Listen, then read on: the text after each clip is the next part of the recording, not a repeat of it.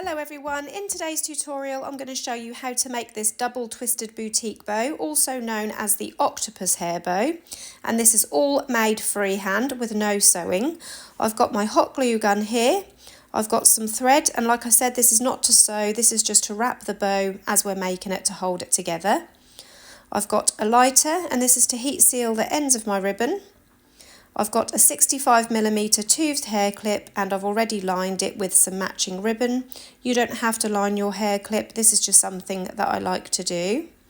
I've got some fabric scissors, and I've also got my 2 pieces of ribbon already cut. And these 2 pieces are both 4cm wide or 1.5 inch wide ribbon, and they are both cut to 27 inches in length. As you can see, I've already cut my ends at a diagonal, and to do this I'll show you on the second piece. You need to fold it directly in half so it's nice and even, and then the back piece you want to flip over, so just take the back piece and flip it around and then line them back up, and then take in a good pair of fabric scissors, cut from the top right corner down toward the left, so you're cutting that left corner off, and then taking my lighter I'm going to heat seal both of these raw edges, and this will prevent any further fraying and get rid of any existing frays. And then you do that on both pieces, and now we're ready to make our 2 twisted boutique bows freehand. Before I start, I just want to add that all of the products I use in this tutorial will all be linked in the description below. So taking one of our pieces of ribbon to begin with, we're going to make that first freehand twisted boutique bow. So you want to make sure that I hold mine going down vertically, that's just how I find it easier, and the diagonal point is going up toward the left, that way you get your tail facing the correct way at the front of the bow. Bringing that piece down and then twisting it across, that will form our first loop. Again, there's no measurements, this is all freehand, we can adjust it at the end if we need to. And as you can see, I've got a little bit of overhang because that is going to be the back tail. You won't see that one, you'll only see the front tail.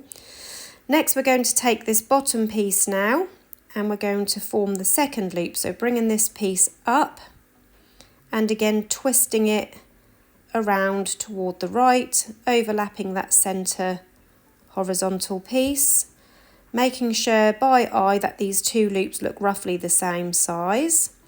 And now we're going to form the third loop, so bringing this piece now down and under, and we're going to tuck it between this tail and this back straight piece that's coming down. So tucking that piece down in between so that those 2 back pieces are lined up, and I'm just making sure that we've got that twist in there, and again those loops look even. And now we're going to form that last 4th loop, so bringing this bottom piece up and twisting it round toward the left, so bringing it up and twisting, and that front piece will be the tail that you see. So as you can see, we've got that X showing at the front, we've got that lovely figure of 8 shape, and then once you're happy with that, all the loops look even, you can adjust them at this point, but I'm happy with that, so I'm going to now make my pinch. So to make the pinch, first of all I'm going to fold it up in the middle, so I'm going to do 3 pinches, and then I'm going to make another one at the top, so up and down at the top, and then another fold up and then down at the bottom. So you've got those pinches all in there. This is a triple pinch, so I'm just making sure that both the top and the bottom are both folded downward, and then taking a piece of thread, I'm going to place this now around the middle to hold it all in place. So keeping it pinched together tightly, wrap a piece of thread, making sure it's central. I'm just going to lay it on my desk to make it a little bit easier, and I'm going to wrap this around the centre a few times, and that will just ensure that it's all held tightly in place, as this is not a sewn bow. And then once you've got that wrapped around a few times, you can then tie it off in a double knot on the underside. Once you've tied that off, you can then trim off the excess thread, and you can keep it as it is, just a single twisted boutique bow. You can just wrap the centre or add the clip and then add the centre, but obviously we're making the double one today. So I'll just show you what this finished half looks like. Obviously, like I said, this can be a bow on its own, but we're going to make 2 of these. I won't show you all of the second one. I will do that and then come back. If you're working along with this tutorial, you can simply rewind and start that part again. So repeating those exact same steps now on the second piece. So we've got our 2 finished boutique bows. I'm going to flip one the other way so that both the tails are coming out away from the bow. You can have them facing inwards, but I just think they look loads better with the tails both facing out away from the bow. So now we're ready to join these 2 boutique bows together.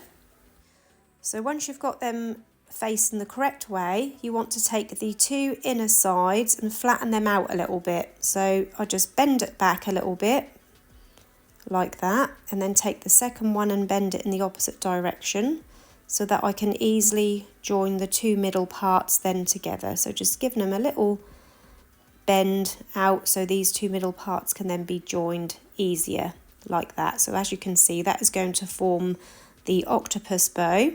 So taking one half in my hand and then bringing the other up to meter, making sure the tails are both facing the right way. You could hot glue these together, but I find it easier just to use thread because then you can line them up better after you've joined them together. So again, taking a piece of thread as we did before, keeping it pinched together tightly whilst I wrap this around that middle. And again, wrapping it around the centre a few times. And then we're going to tie it off on the underside by tying a double knot.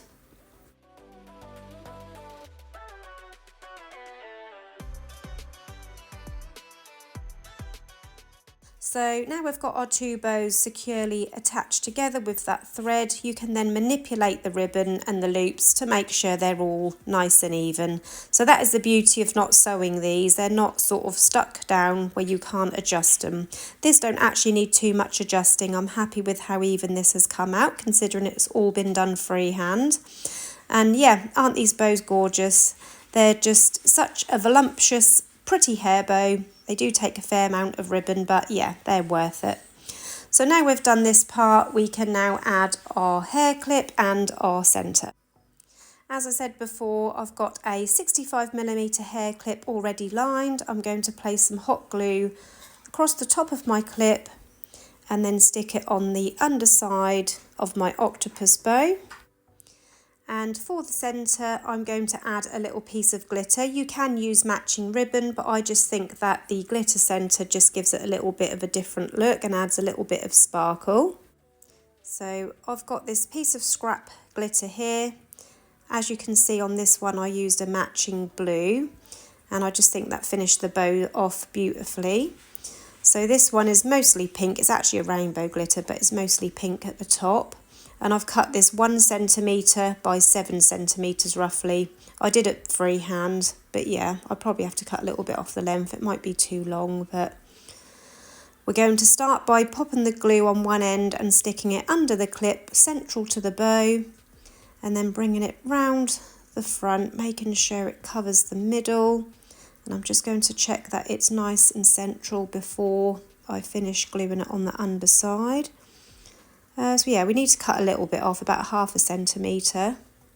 So just trimming that down and then placing some more glue on that last end and then sticking it down under the clip. I'm just getting rid of that little bit of overflow glue there. And then when you flip it over, you may need to just readjust the loops a little bit. But that has come out beautiful. I'm really happy with that. That's the blue one that I made earlier. If you've got any questions, pop them in the comments below. And there are your finished bows. I hope you enjoyed this tutorial today. If you did, please hit the like button. Don't forget to subscribe to my channel. And if you press the bell button, that will turn on notifications. And I'll be back again soon with another tutorial. Bye!